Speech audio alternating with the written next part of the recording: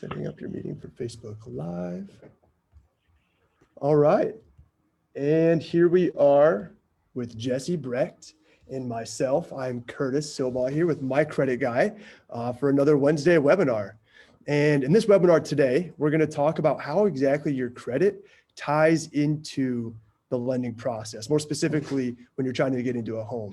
And so the three things that we will be giving you guys today is, first of all, an introduction of what exactly My Credit Guy does for you. Secondly, here, we'll get the chance to talk to Jesse Brecht here about how your credit ties into the mortgage process. And finally, we'll open it up at the very end to some questions in case you guys have any questions to ask Jesse or myself, and we would be happy to answer those questions for you guys. So to get started here, what is My Credit Guy? Who is My Credit Guy? What do we do? To make it simple, My Credit Guy helps people with their credit scores. If we want to get a little bit more specific than that, My Credit Guy helps people improve their credit scores to help them get into a new home, or if they're trying to refinance on a home, we help them improve their score so that they can get a better interest rate. And so that's what we're all about. Let's move on to Jesse here and start moving into some of these questions here. The first one here, Jesse, we have for you is, why exactly is credit such a big part of the mortgage lending process? Good question. So the reason that credit is so important and 100% necessary to buy a home would be for anybody that doesn't have the money to pay for the home in cash and they're going to finance it. So if you're going to finance the 100, 200, 300, whatever the amount is for your home loan, the lender needs to understand what their risk, what your risk is to them, their risk actually, and lending you that money. They want to make sure you pay it back. So one of the things that they do, it's the process that they do is they pull credit, right? And the credit is essentially like your history of the accounts that you've had open, financial relationships that you've had, and the details within them. It's your financial report card, so to speak. So the details of all those trade lines, how much you borrowed, how often you paid them, right? Like the overall details of the relationship are all listed there. And then also that detail within the three credit bureaus goes into a scoring system, or what they call an algorithm, which is essentially just a formula that takes all of that data, jumbles it up and creates a solution. And that solution, the end result would be your credit score. So if you've heard I have a 750 credit score, which is a good one, that's going to be a formula that creates that 3-digit number. That's the numeric assessment of your risk. And those three numbers between the credit bureaus, again, which would be Experian, Equifax, and TransUnion, they each have different scoring algorithms. So the numbers, I don't think I've ever seen a credit report where there's even two that match the same number. They're all going to be different. So you have a high, which is your highest credit score of the three, a low, obviously, and then a middle. And the mortgage industry, what they do is they use the middle score as the marker, right?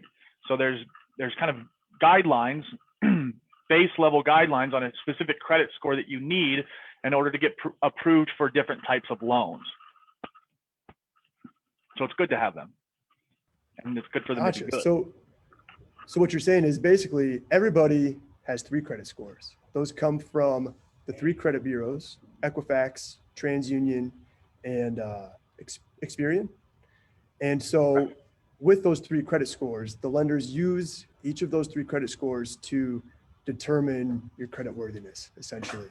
Is that right? Is that about right? Exactly. Does it make sense to lend to you or not? And then even further, does it, if it, there's one baseline, right? Are you approved for a loan, or are you not approved for a loan?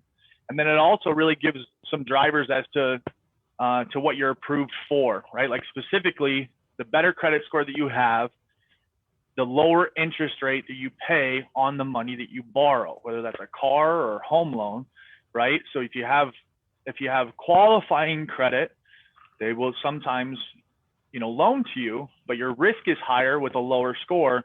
So that means that since they're carrying more risk, they're going to charge you more interest during that time. It usually coincides. So to not only have, kind of a credit worthy category of approved is good, right? But to have good or, even better, great credit allows for you to have the best interest rates that are available to you in the marketplace. And that essentially means savings on the money that you borrow over the course of the loan. Super important. Gotcha. So basically, high score means a better interest rate. Low score means a worse interest rate. Simple as that. Correct. And that kind of makes me curious though, like what are some of the big things that people run into as far as their credit goes when trying to get approved for a mortgage? So like what would I guess a better way to frame that up would be like, what would lead to a lower credit score for somebody trying to get approved? Yeah. So with us, most of the people that we talk to, it's because they're not going through that process very smooth, right? Because if they were, we really wouldn't need to consult with them, right? Like if somebody's got great credit and there's no hangups, they're not going to come to me. So for us, the most common thing is just misunderstanding, right? Like it's like people don't know credit and how it works. That's just how it is. So if we were to break that down into some common, like specific scenarios that we run into, that when I'm doing a credit consultation, when I'm doing a credit review with a client that wants to understand more, it's going to be things like credit card utilization, right? So two different scenarios on there. Either they don't have them open right now. Like I don't use credit cards. I'm a pay in cash type of fellow running those things, right? Which is not a bad thing. Like I come from a small town living, and that's pretty common. We're just cash people, right? Like I get it. But when it comes time to buy, and you need to borrow in order to make that purchase, credit is important. So if there's no credit cards, it's not necessarily that you have bad credit, but you might just not have either good enough or the best that you can by utilizing credit cards appropriately. So we do encourage everybody to have anywhere from 2 to 4 cards that are open. And then even more importantly, when they're open, just utilize them appropriately. And that kind of goes into the second situation of misunderstanding. So I think that it's probably easy to understand that if you don't use your credit cards right, we could put that in the category of somebody that's not making their payments. They're going over the limit that they've been allowed, right? I have $1,000 limit on a card and I overcharged it and I didn't pay it. And some late pays now have me at a balance of $1,100. I mean, those are simple things to understand that that's never going to look good on your credit. But one of the most commonly misunderstood things with credit card utilization is if they overutilize it. Now, I always try to be careful about how I make that statement because, like if you have a credit card that has $1,000 and your balance is $750, it might not seem fair to say that you're overutilizing it because you're $250 below your limit. And so here's the thing, you're in line with the agreement that you have with the creditor, right? The agreement that you made with them, you're following through with that, you're making your payments on time, and all of that is good. But again, there's a different set of rules as it relates to credit scoring. So the algorithm that all three bureaus will use will say that 75% utilization on a credit card is too much.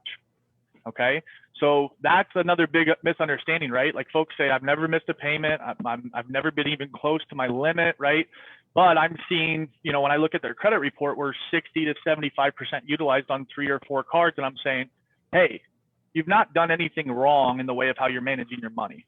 All right, I'm not here to say that, but the credit scoring algorithm are seeing these particular categories as a risk. So we work on the good, better, best process when we consult through credit card utilization. Good is to keep all of your credit cards at or below 50%.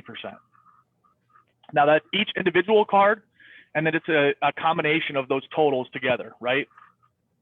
If you've got 4 cards that are $1,000, and you've got one card that's $750, one that's $500, one that's $400, whatever the math plays out, you might have 3 cards that are below 50%, but because there's one that you have a big balance on, even though it's below 50%, it's a large card with a large limit, that might be pushing your total utilization over 50% across those 4 cards. There's 2 categories that you need to look at: each individual card, balance limit ratio, and then also the combination of all of them together. So that's good. Again, 50%. So that step one though, like you mentioned, is kind of just establishing that credit to begin with, because I mean, you can't have your credit work for you if you don't have any credit at all. So, and your advice, Jesse, is to open up, you said 3 to 4 credit cards is about ideal if you're trying to bump that score, have that optimal, those Yeah, I optimal mean, results. if you have more, it's not going to necessarily hurt you if you're utilizing them Mm-hmm. appropriately, right? But like that 2 to 4 mark is good. We started with the good category. Better is less than 30% on each one of those. And then when you get super aggressive, like the best opportunity that you'll have is when you have all of those credit cards below 10%, making sure that you're using them every single month, right? 4 to 10% category, keep them active, keep healthy reporting there for on-time payments, good stuff like that. If you don't have that in place, again, it's not that you'd have bad credit, you're just not maximizing your opportunity to boost points, right? Gotcha. I think that's good for a lot of people to know, because like you mentioned, we meet a lot of people who, are in that, cash is king mentality. And for a lot of people that does work, but as far as getting into a home, you're saying that like, you got to have those credit cards, you got to have those open trade lines. Yeah, for sure. And I think another thing that is important, like as we're talking through this, is often we're talking about experiences that we have and the times that we build relationships with clients. Okay. But I want to make sure that everybody understands that that's not just how we know of these situations. Like I've lived that out too. Right. So I've never, I just have been lucky enough to have, with being involved in this business, to have learned as much as I have to be able to help other people. But I was lucky enough that I had to learn the hard way too. I was lucky because I knew Sam and Trisha, right? So I always kind of felt like if I wasn't super responsible, I could just call them and they could tell me what to do, which was true. Everybody who doesn't know, Sam and Trisha are the owners of My Credit Guy. Oh yeah. So Sam's name often is, again, most people know him. Everybody knows him. So, but yeah, Sam and Trisha own the business, and they were always kind of my resource for knowledge, and not that I ever acted on it. So I guess my point is that I was in that situation too, where I was like, what? Like I have a $1,500 credit card that they said I can spend $1,500, so I spent $1,450. Why wouldn't I? I'm gonna make the payment, but it just doesn't work like that sometimes. So good stuff. All the time. Well, those are all the questions that we had prepared for this webinar. I'm going to double check over here in the comments, see if anybody slipped a question in there, see if anybody's curious about anything that we were talking about here. And got a lot of hellos here. Hey to you guys as well. We got Cody. Yeah, we got a bunch of comments. Yeah, we do. All right. Well, no, it doesn't look like we have any questions here for this webinar. That's all right. I am going to drop a link here in this. Oh, here we go. What if someone wants to what if somebody wants to review their credit?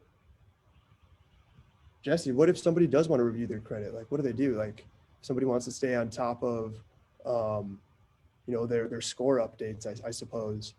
Well, so I read that as two different questions. Like if somebody wants to connect with us to review their credit, then they just, go to mycreditguy.com. Curtis is going to drop the link here and just put in the request for us to reach out to you with, like a contact request. And what we'll do is really one of two things. If you have a credit report now, that's fantastic. We can get right into it. We'll go line by line with you to help you understand what's helping and hurting you and continue to consult you just in a positive way on what to do. If you don't have a credit report now, that's completely fine as well. We'll connect you with our credit monitoring service that we use. It's an outside company that we utilize, and we can get a quick consumer report that has all 3 credit bureaus reported to it, and that will serve as the information that will help drive that credit review. So, that's one of the things that we love to do. It's part of our purpose is to help people understand what they have. I guess the other way that I could see that question might be presented is like, how do I monitor my credit? And it would be really kind of the same answer. We don't need to be there to help you monitor it, but reach out to us if you want some feedback on who to use. But I currently have a company that I I get a monthly report, right? Every month I go check my credit, make sure everything's in line. There's nothing that would surprise me. It's always good just to keep an eye on it. And especially when you have a purchase coming up, right? Like if you can see into the future, I think it's good advice to say, 6 months down the road, I'm going to buy a house, or 3 months down the road, I'm going to buy a car. Like, just make sure that there's no surprises. You don't want to come up with those when it's like you're searching for a car or you're searching for a house. Like, let's get that stuff taken care of before you get to that point. That's definitely going to be in your advantage. Sounds like a little proactivity is the name of the game there. All right. Well, I guess says I've already signed up. Oh, thanks, That's George and Felicia. We got another question here. That's a good one here. The question is, how do you get a credit card with bad credit? That's a great question. Really good question. Thank you, Stephanie, for asking that. So what we do is we have a few options for a secured card. So secured cards are essentially going to be, just in a nutshell, a card that you put a deposit down on, and you can use that balance for transactions like it's a credit card, right? So almost like a prepaid card or even a gift card. I mean, that user type experience would be similar. So you put that deposit down on. We have one specifically that charges $29 a year to have access to it. It's $200 for a deposit. And what you do is you load that money onto there, and then you use it again throughout your transactions. And they're super valuable, secured cards are, because they do allow for you to build credit off of that open trade line, that revolving trade line. It's actually one of the staples of what we do when somebody's got credit to rebuild. We'd say, let's get some secured cards lined up. Now, I do know that some secured credit cards, what they do is there's kind of like a preliminary period where you need to maintain a good balance. You need to make your payments on time. They're essentially watching you to say, like, do you manage this card appropriately? And there's some that transition into unsecured cards. Well, they will give you a line of credit. So it's kind of building up into that process. If you do things good for 6 months or a year, they'll extend you $1,000 trade line or something like that. So definitely a good way to build credit and get into good behavior with how to use credit, for sure. Credit cards. Awesome. And I'll go ahead and drop that credit builder card link here as well. Looks like we have one more question here, Jesse. How long does it take to fix somebody's credit? I saw somebody ask. That's probably one of the most common questions that we run into when somebody needs their credit fixed. How long is it going to take? There's no single answer for that scenario. That depends on what it is that we need to work on, right? So if I've got to fix a couple trade lines, I can do it a lot quicker than if I've got to fix 10, right? And then the makeup of those trade lines, or those negatives that we have to fix, also comes into factor, right? Like, we can probably move hard and fast on a couple collections that are, where you owe $100. But if you have 2 charge-offs for a credit card that was a $10,000 balance, well, those are going to take a little longer to handle, right? And more money. But the average customer for us, I would say, is probably in that 3 to 6 months category, in and out. That's one of the things that makes My Credit Guy different, is that we are incredibly focused on moving quickly. And a lot of the reason that is most of the people that we work with, they come to us from a lender, right? And that lender wants to see their credit fixed and back to them so that they can approve them for a home loan. And so that relationship is always really good, right? So here we are, My Credit Guy is one piece of that relationship. We're going to earn business from you. We're going to do what we can to move you in and out as quickly as possible. That's good for you, obviously. The quicker you get your credit fixed, the better. The quicker you get into a home. And that lender, obviously, they want things to turn around quick as well. It's one of the things I love about what we do. We really only win if everybody wins. So, good question. That is a good question. And I'm trying to see if we have anybody else.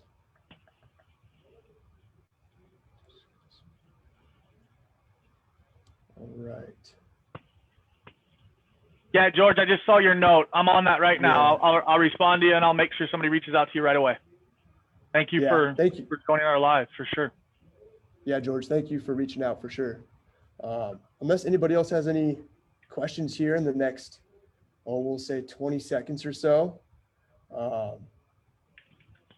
Jesse and I will sign off here, but if you have one last question here to add on here, throw it in the comments. We'd be happy to answer that for you.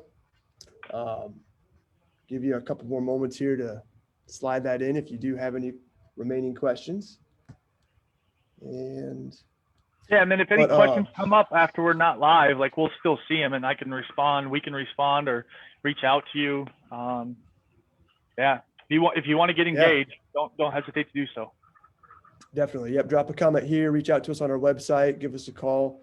We'd be happy to help you out. So thank you guys for joining us. We really appreciate you tuning in with Jesse Brecht and myself. We'll see you in 2 weeks from now for our next Wednesday webinar. Have a good day, everybody.